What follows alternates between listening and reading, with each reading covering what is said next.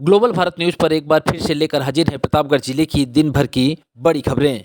खबरों की शुरुआत करें इससे पहले आप सभी से एक निवेदन है कि यदि आपने अभी तक ग्लोबल भारत न्यूज़ को लाइक और सब्सक्राइब नहीं किया तो आज ही कर लें, जिससे आपको सभी नोटिफिकेशन सबसे पहले मिलती रहें। चलिए देर न करते हुए रुक करते हैं आज की पहली बड़ी खबर। शुरुआत कुंडा इलाके खबर से करते हैं, जहां कृपालू जी की बेटी की मौत पर दौड़ी शोक की लहर। बता दें जगत गुरु कृपालू जी की बड़ी बेटी विशाखा त्रिपाठी की सड़क दुर्घटना में मौत की खबर जैसे ही आश्रम परिसर में हुई, शोक की लहर दौड़ गई। अनुयायियों की आंखें नम हो गई। छोटी दो बहनों श्यामा और कृष्णा के स्वस्थ होने की प्रार्थना की गई।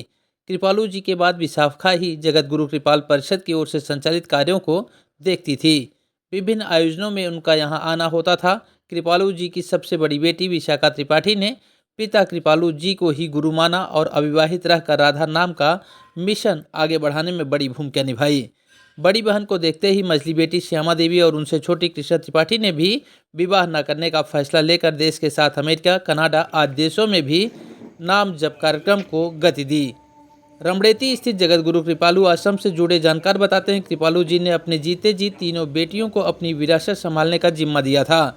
वृंदावन रमड़ेती स्थित जगत गुरु कृपालू आश्रम से मिली जानकारी के अनुसार विशाखा त्रिपाठी को लड़कियों की शिक्षा, स्वास्थ्य सेवा और परोपकारी कार्यों के लिए 2013 में मदर टेरेसा उत्कृष्टता और राजीव गांधी वैश्विक उत्कृष्टता पुरस्कार से भी सम्मानित किया गया।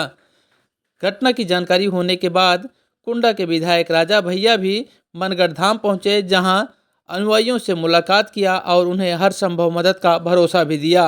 उन्होंने डॉक्टर विशाखा की मौत के बाद गहरी शोक संवेदना व्यक्त की और दोनों बेटियों के शीघ्र स्वस्थ होने की कामना की। बता दें कि मथुरा से दिल्ली जाते वक्त यमुना एक्सप्रेस वे पर हुए सड़क हादसे में डॉक्टर विशाखा त्रिपाठी की मौत हुई है, जबकि उनकी दो अन्य बहनें घायल हैं। घायलों को अपोलो अस्पताल में भर्ती कराया गया है, जहां उनका उपचार चल रहा है। खबरों में आगे बढ़ते हैं, बात करेंगे कुंडा इलाके खबर की, जहां ऑटो चालक रवि यादव की हत्या का पुलिस ने किया सनसनीखेज खुलासा। लूटपाट का विरोध करने पर इलाके के दो बदमाशों ने की थी पेचकस से गोद कर युवक की निर्मम हत्या। दोनों आरोपियों को गिरफ्तार कर भेजा गया जेल। बता दें खतिगवा थाना क्षेत्र में एक सनसनीखेज घटना में ऑटो चालक रवि यादव की लूटपाट के दौरान पेचकस से हमला कर हत्या कर दी गई थी। यह घटना 12 नवंबर 2024 की रात जुबैर भट्टे के पास हुई, जब आरोपियों ने लूट की नीयत से ऑटो को रोककर चालक से मोबाइल और पर्स छीनने का प्रयास किया। विरोध करने पर आरोपी सचिन सरोज ने ऑटो में रखे पेचकस से रवि यादव पर हमला कर दिया, जिससे उसकी मौके पर मौत हो गई। अपर पुलिस अधीक्षक संजय राय ने हत्या का खुलासा करते हुए बताया कि आरोपी सुदीप यादव और सचिन सरोज ने घटना के पहले महाराजा ढाबा पर खाना खाने का प्लान बनाया था। ढाबे पर जाते समय रास्ते में ऑटो को देखकर उन्होंने उसे सुनसान इलाके में रोक लिया। ऑटो चालक से लूट के दौरान मोबाइल और पर्स छीना गया, जिसमें 3000 रुपये और आधार कार्ड था। विरोध करने पर सचिन ने पेचकस से हमला किया और फिर दोनों आरोपी वहां से फरार हो गए।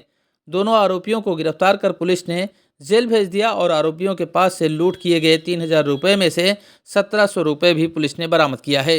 सुनिए क्या कुछ कहना है अपर पुलिस अधीक्षक का। 12/11/24 को पीएस हथिगवा पर यह सूचना प्राप्त हुई कि जुबैर भट्टे के पास एक ऑटो चालक जो गंभीर रूप से घायल है वह पड़ा हुआ है।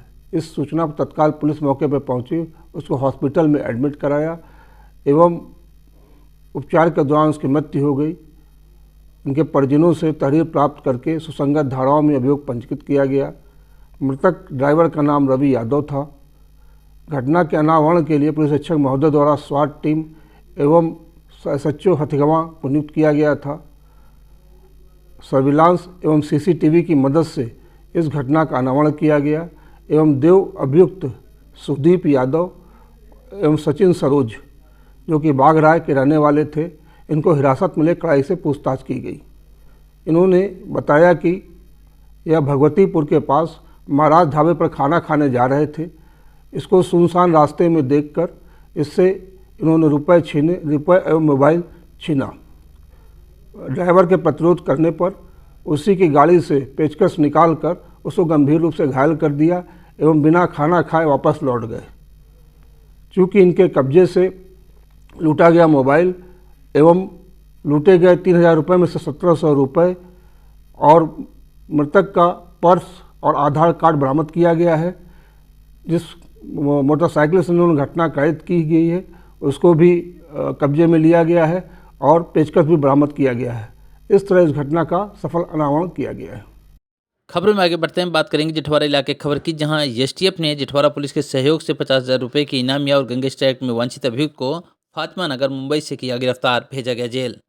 अपर पुलिस अधीक्षक संजय राय ने जानकारी देते हुए बताया कि जिठवारा पुलिस के सहयोग से एसटीएफ प्रयागराज ने 50,000 रुपये के इनामिया और गैंगस्टर एक्ट में वांछित अभियुक्त को गिरफ्तार किया है।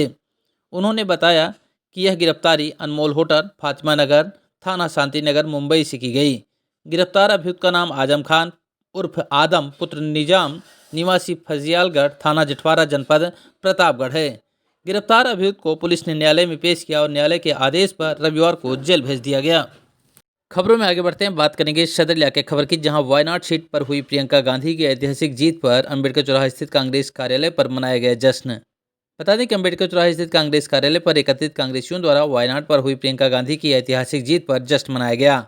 कांग्रेस कार्यकर्ताओं ने प्रियंका गांधी की फोटो हाथों में लेकर एक दूसरे को मिठाई खिलाई और जीत की बधाई दी।